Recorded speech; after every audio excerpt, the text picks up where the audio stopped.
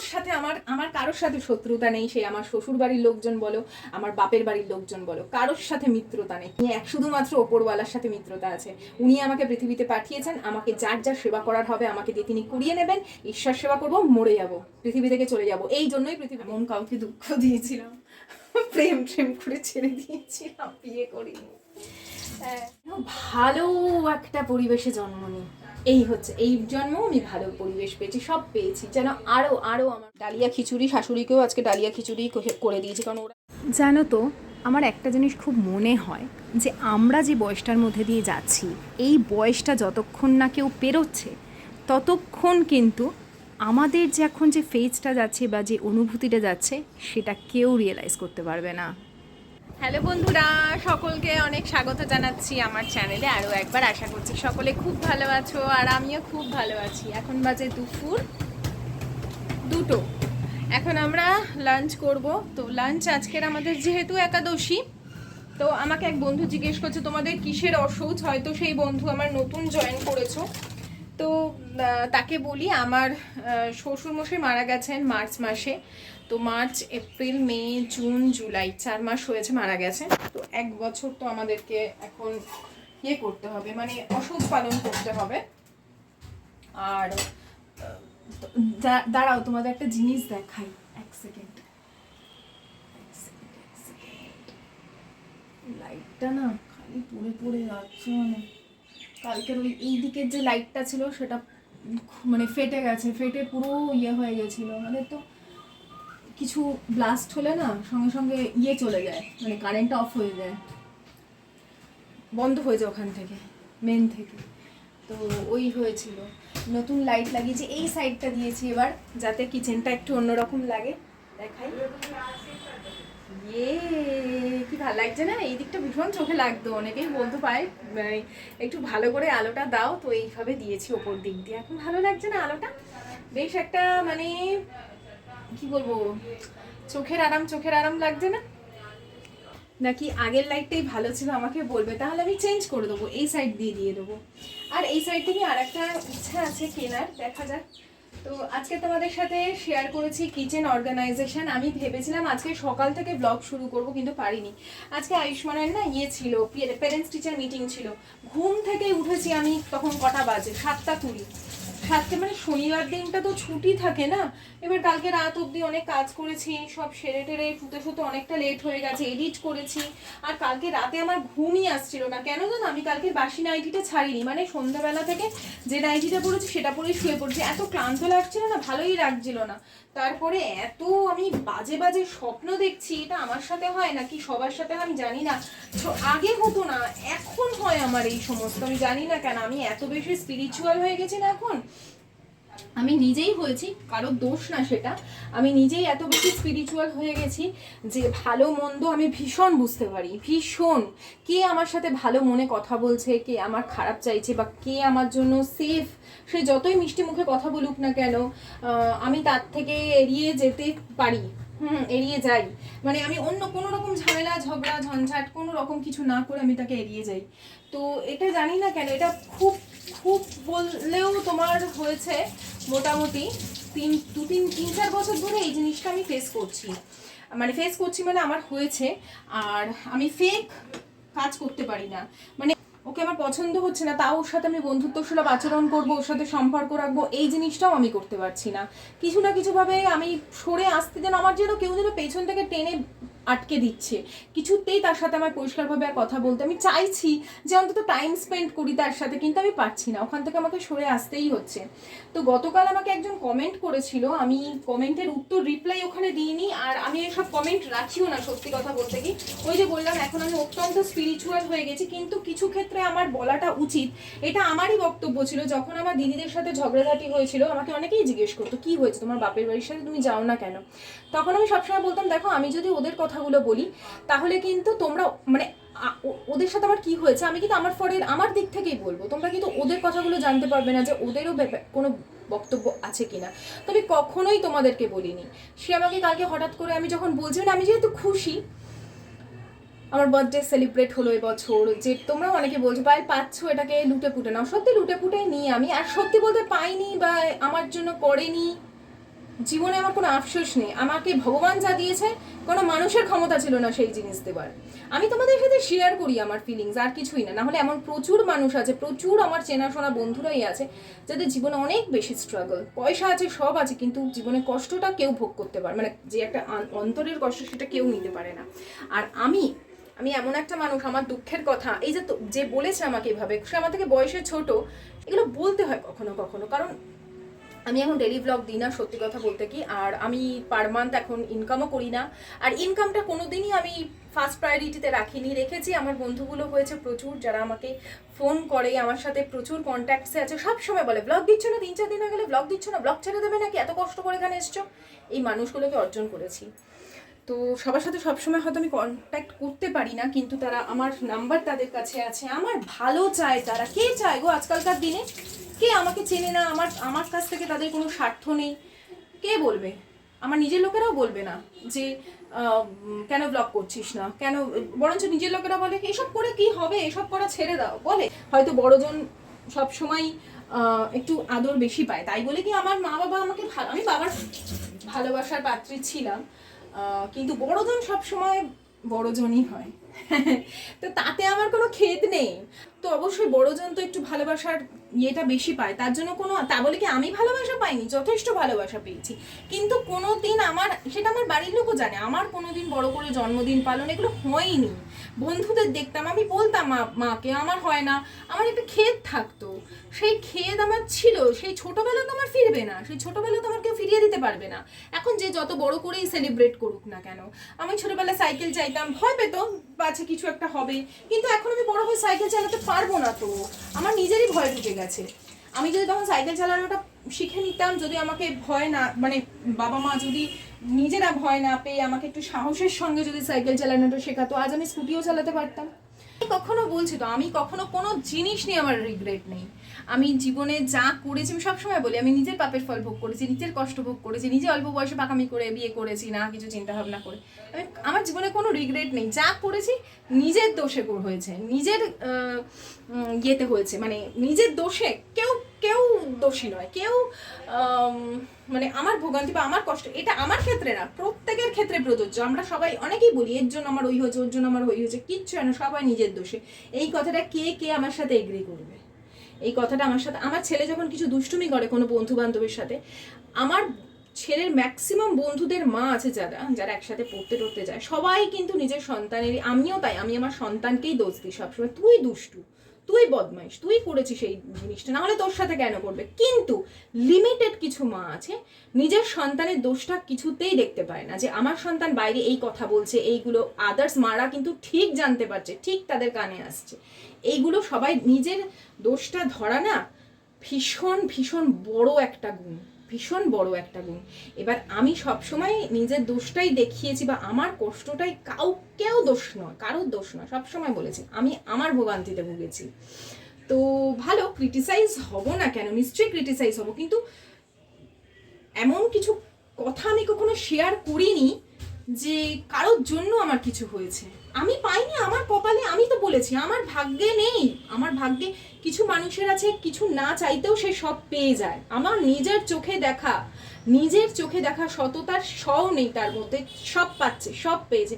আর কিছু মানুষ আছে, আমি নই, আমার কমেন্ট করলে বুঝবে, এরকম প্রচুর বন্ধুরা রয়েছে আমার সাথে, যে তারাও জীবনে কিছু মানে করে গেছে, কিন্তু পাওয়ার ভাগ্য জিরো। আমি এই কথাগুলো না সবাই বুঝতে পারবে না, সব সময় এই ওই ঝগড়া ক্যাচাল, এই জিনিসগুলো কিন্তু ব্যাপারটা নয়। ক্যাচাল জিনিস আমি এখানে কখনো শেয়ার করিনি, কোনো দিন না। আমি তাহলে প্রচুর ভিউজ, প্রচুর পেয়ে যেতাম। আমার কত বন্ধুরা, মানে এমন কত আছে জানো, ভিউয়ার্স, যারা আমাকে পছন্দ করতো না, এখন ভালোবাসে।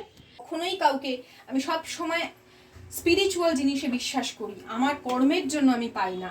আমি নিশ্চয়ই গত জন্মে বা এই জন্মে তো মনে হয় না, গত জন্মে নিশ্চয়ই এমন কিছু করেছিলাম, এমন কাউকে দুঃখ দিয়েছিলাম, প্রেম করে ছেড়ে দিয়েছিলাম, বিয়ে করিনি।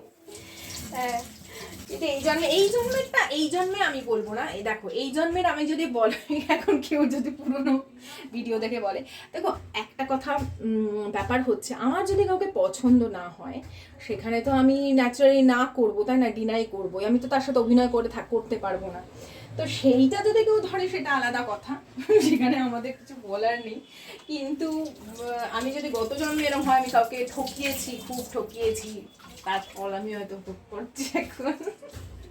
যাই হোক, আমি আমার লাইফ স্টোরি সব সময়, আমার কাজকর্ম, আমার জীবনের গল্প বলি। কারোর সাথে আমার কারোর সাথে শত্রুতা নেই, সে আমার শ্বশুর বাড়ির লোকজন বলো, আমার বাপের বাড়ির লোকজন বলো, কারোর সাথে মিত্রতা নেই, কারোর সাথে না। আমি শুধুমাত্র ওপরওয়ালার সাথে মিত্রতা আছে। উনি আমাকে পৃথিবীতে পাঠিয়েছেন, আমাকে যার যার সেবা করার হবে আমাকে দিয়ে তিনি কুড়িয়ে নেবেন।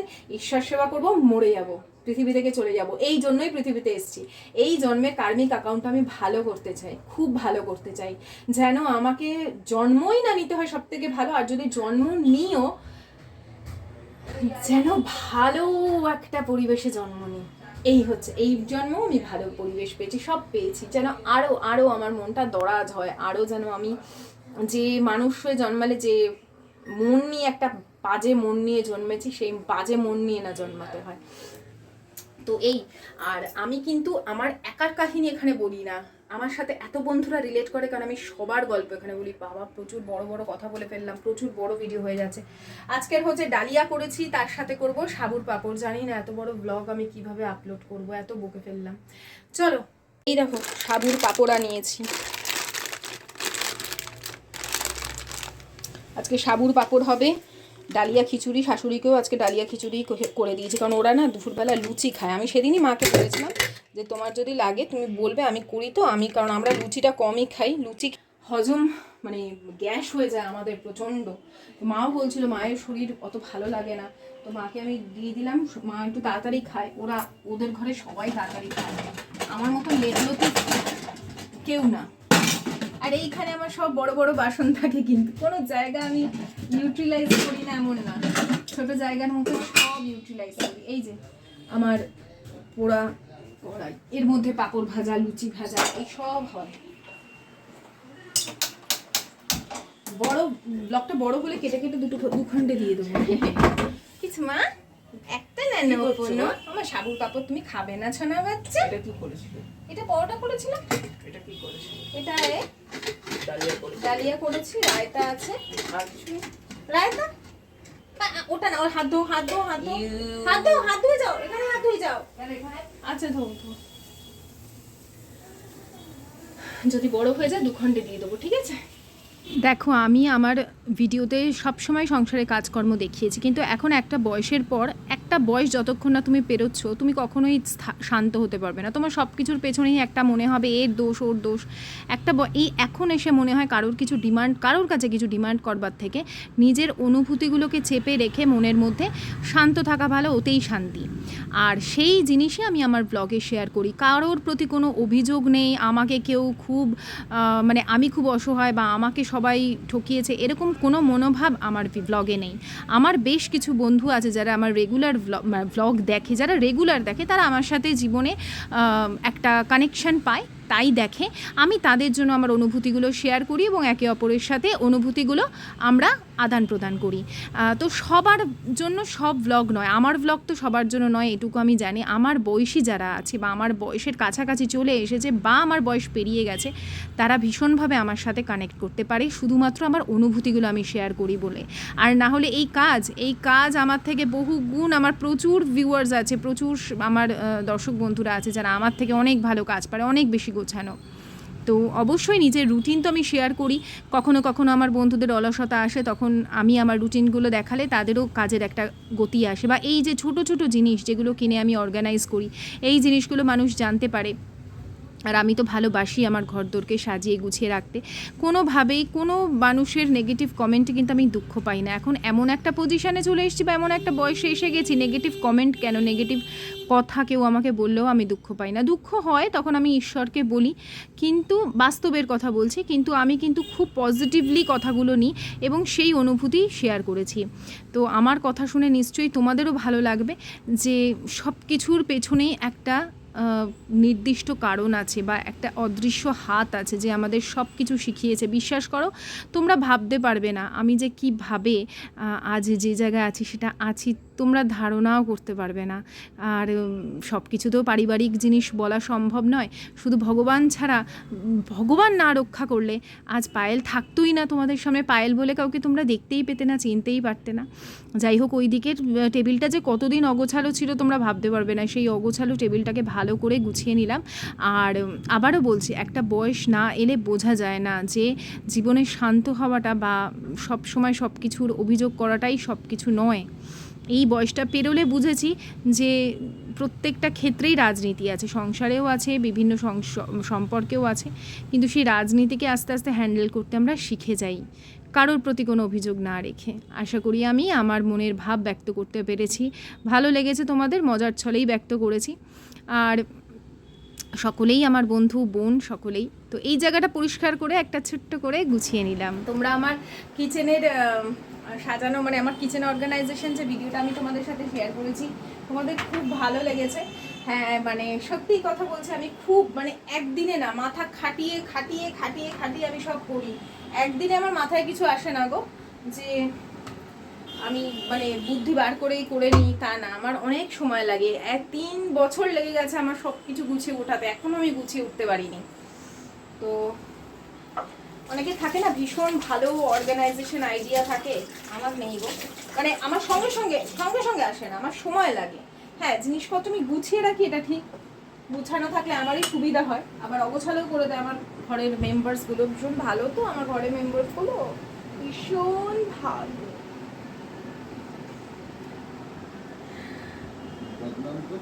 না না, একদম বদনাম করছিল না। ওর বাবাকে দেখাবো, দাঁড়া তোমাকে দেখাবো ছোট্ট ব্লগ, ভীষণ ভালো লাগে। তো জানি না তোমার অবশ্য হাসি পাবে কিনা, গোমরা মুখ, রামগরুরের ছানা হাসতে তাদের মানা। কাউকে কিছু জোকস দেখানোর পর, সে যদি না হাসে, এর থেকে বেশি অপমান আর কিছু হয় না। ভীষণ অপমানিত লাগে, ওই জন্য আমি দেখাই না। তোর বাবাকে, তোর বাবার হাসি পায় না যত ভুল ভাল। ওইটা আমার ওই বাবা। আমি নিজের ছেলেকেই বারণ করে পারি না যে চা খাস না রে, এমন করতে থাকে যে ওকে চা দিতে হয়। সেখানে আমি কার কাছে কি অভিযোগ করে কি জোর করে নেব বলো? নিজের সন্তান নিজের স্বামীর কাছেই কখনো আমি জোর খাটিয়ে যেই বলে যে না ঠিক আছে আমি সেখানে মেনে নিই। এটা আমার একটা নেচার হয়ে গেছে, আগে ছিল না। আগে আমার যেটা চাই তো চাই, এখন আস্তে আস্তে বয়সের সাথে সাথে শান্ত হতে শিখে গেছি, ভীষণ শান্ত হয়ে গেছি। আর বিশ্বাস করো, এর থেকে শান্তি আর কিছু নেই, ভীষণ পিসফুল থাকে সব কিছু। সবাই সেই জায়গাটা আসতে মনে হয় পারে না, কারণ আমার থেকে বড়রাই পারেনি, তাদের এখনও পর্যন্ত ছোটদের মতন আচরণ। যদিও আমারও তাই, হয়তো আমিই ভুল, তারাই ঠিক। যাই হোক, আয়ুষ্মান পড়তে চলে গেল আর আমি এখানে চলে এসেছি। এই যে বিকেলে যে জামা কাপড়গুলো সব শুকিয়ে ছাদ থেকে নিয়ে আসি, সেগুলো এখন ভাঁজ করে জায়গা মতন তুলবো। দেখো, এই সমস্ত জামা কাপড় আমি আমার এই ছোট্ট ঘরে 3 জনের তো ঠাসা ঠাসা জামা কাপড়। সারাদিনে তো আমি 3টে নাইটি ছাড়ি। আর এখানে আমি আয়ুষ্মানের প্রত্যেক দিনের সকালের যা জামা কাপড় সেগুলো কাচা হয়, স্কুলের জামা কাপড়, আবার বিকেলে খেলতে যাই সেই জামা কাপড়, রাত্রিরে আর একটা আলাদা জামা কাপড় পরে শোয়। তো ফলে আমার প্রচুর জামা কাপড় কাচা হয় রেগুলার, আর তার সাথে সেগুলো ভাঁজ করে আমি সঙ্গে সঙ্গে না তুললে আমার এক অশান্তি। আর না হলে এই টেবিলটার ওপর ফেলে দিয়ে আসি, পরের দিন করি। আর এই যে বলি না তোমাদের, 2টো করে কিচেন টাওয়েল কাচি, আবার 2টো করে ব্যবহার করি। তো আগের 2টো দেখলাম পরিষ্কার আছে, নতুন কিনেছি তো ওই 2টো পরিষ্কার আছে, তো আজকে আর ওগুলো ধোবো না। তো তোমরা তো এখানের অর্গানাইজেশনগুলো সবাই খুব ভালোই বললে। কি করব, ছোট জায়গায় এইভাবেই রাখতে হয়। আর খুব বেশি জিনিসপত্র কিনে সেগুলোও তো মেনটেন করতে লাগে বলো। আমি একটা ঝুড়ি কিনে আলাদা আলাদাভাবে পাটে পাটে রাখবো, সেই ঝুড়িটা আবার নোংরা হয়ে যাবে, ওটা ধুতে হবে না। অত ঝামেলার দরকার নেই, অত গোছানো আমি কোনো দিন হতে পারবো বলে আমার মনে হয় না। যতটুকু দরকার, যতটুকু নিট হওয়ার দরকার, আমি সত্যি বলছি, আমি কোনো দিন ভিডিও বানাবার জন্য যে আমাকে কিছু করতে হবে তোমাদের সাথে সেই শান্ত গলায় অনুভূতি নিয়ে, বিশ্বাস করো, ইচ্ছে করে বলছি এই শান্তভাবে, যেভাবে এখন মানুষের ব্লগ করে ভালো লাগে শুনতে, কিন্তু জীবনে এত মানে এত ধীর স্থির এত সময় নেই মনে হয় আমার। তোমাদের কার কার মনে হয় সকাল থেকে দৌড়োদৌড়ি লাগে? তো আমি এখনও এইভাবেই কাজ করি, আর ঠিক সেইভাবেই তোমাদের সামনে আসি। কোনো রকম ইচ্ছে করে না যে একটা অন্যরকম সুন্দর প্রেজেন্ট করে তোমাদের দিই। যে অনেকে বলে না ওপরের কেন যাও না, ওপরটা সব ব্লগাররাই তো সুন্দর জিনিসের দিকেই মানে দেখায় বেশি। আমি তো সেই সব ব্লগারদের মতন আর হতেই পারলাম না গো, এটাই হচ্ছে আমার সব থেকে নেগেটিভ দিক। যাই হোক, এখানে কাজকর্ম সেরেই ছোবড়াটা ছাড়িয়ে নিলাম সন্ধ্যা দেবো বলে। নেক্সট পার্টটা কালকে আসছে, আজকের মতন বিদায় নিচ্ছি, টাটা।